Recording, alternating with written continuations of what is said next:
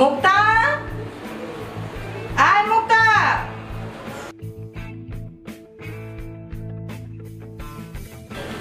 কিরে, তোকে আমি কখন থেকে ডাকছি, আমার কথা তো কানে যাচ্ছে না। কি হয়েছে মা? সারাক্ষণ শুধু মোবাইল নিয়ে পড়ে থাকিস।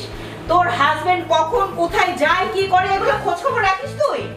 মা, ওইটা একটা হাবলা গুবলা, ওকে নিয়ে এত কিছু চিন্তা করার দরকার নেই, তাই না? হ্যাঁ, হাবলা গুবলা ওকে নিয়ে চিন্তা করার দরকার নেই। আমার ফ্রেন্ড একটু আগে আমাকে ফোন করে বলেছে তোর ওই হাবাগুবা হাজবেন্ডটা রাস্তার পাশে একটা মেয়ের সঙ্গে হাসাহাসি করে কথা বলছে। কি বললা তুমি? দাঁড়াও, আজকে আসুক বাসায়, তারপরে ওর মজা আমি দেখাচ্ছি।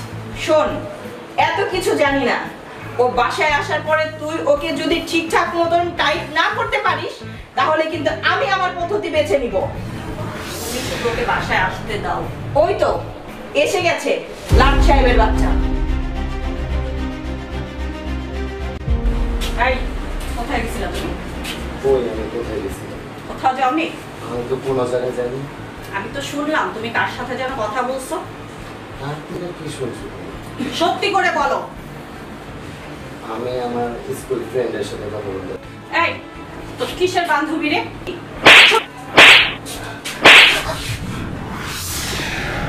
তুমি তুমি আমার গায়ে হাত তুললে? হ্যাঁ, এই হাতটা ওর আগে তোলার উচিত ছিল তোমাকে। অতিরিক্ত বেড়ে গেছে তুমি। তুমি জানো ও কি করেছে? ও কি করেছে? ও আমার মেয়েকে রেখে ও আমার বাড়িতে ঘর জামাই থাকে, তারপরেও ও রাস্তায় দাঁড়িয়ে একটা অন্য মেয়ের সাথে দাঁড়িয়ে নষ্টি করছিল। চুপ করো, ওই ধরনের ছেলে না, ওকে আমি চিনি। ওই ধরনের কোনো কাজ করতে পারে না। মিথ্যা কথা একটা সীমা থাকে একটা। মায় মেয়ে মিলে যদি কি যুক্তি করতেছো তুমি? না, যুক্তি আমি করছি না। ওকে এই বাড়িতে আমি ঘর জামাই রেখেছি আমার মেয়ের সুখের জন্য। আমার মেয়ের সুখী যদি নষ্ট হয় তাহলে ওর মতন ছেলেকে আমি ঘর জামাই রেখে কি করব? তুমি ওই ছেলের সাথে যে ব্যাপারটা করতেছো, আজকে তোমার ছেলেকে আমি বিয়ে করাইয়া আমি ঘর জামাই পাঠাবো, তখন তুমি বুঝবে মা হিসেবে তুমি কত সহ্য করতে পারো। না না, এটা তুমি কি বলতেছো? আমার ছেলে ঘর জামাই থাকবে?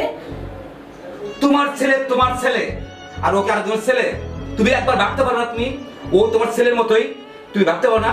একবার ভাবো তো, ও আর তুমি কে? তোমার মেয়ের জামাই, ওকে ছেলে হিসেবে ভাবতে পারো না? আপন করে নিতে পারো না? নিতে পারো তোমরা?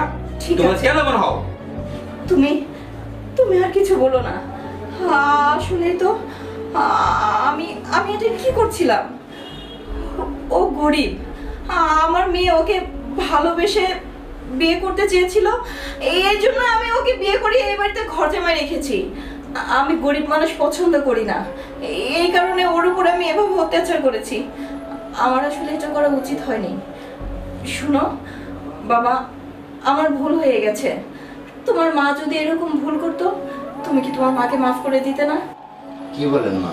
আমি তো কোনো মনে কষ্ট করিনি। মা হিসাবে শাসন করছেন, সেটা আমার কোনো কষ্ট লাগে না। শুনো, আজ থেকে তুমি এই বাড়ির ঘর জামাই না, তুমি এই বাড়ির ছেলে। এই যে আমার যেরকম একটা ছেলে আছে, তুমি আমার আর একটা ছেলে। তুমি আমাকে ক্ষমা করে দিবে না? শোনো, আমি ক্ষমা করে দিচ্ছি। তুমি যে ভুলটা বুঝতে পারছো, আমি ক্ষমা করে দিচ্ছি। একটা কাজ করি, ওদের আমাদের যে দেশের বাড়িটা আছে না, ওদের ওখানে দিয়ে দিই। ওরা ওখানে সুন্দরভাবে থাকুক, আমার মাঝে মাঝে যাবো, ঘুরবো ফিরবো, নাতিপতি নিয়ে গাছ খেলার মজা করবো, ভালো হবে না? আর ছেলে তো বয়স হয়েছে, এখন ওকে বিয়ে করাইতে হবে। হ্যাঁ, এখন তুমি প্রস্তুতি নাও, আমি দেখি সবকিছু ব্যবস্থা করতেছি, ঠিক আছে? তুমি আমাকে ক্ষমা করে দিও, ভুল বুঝছো না তুমি আমাকে, প্লিজ।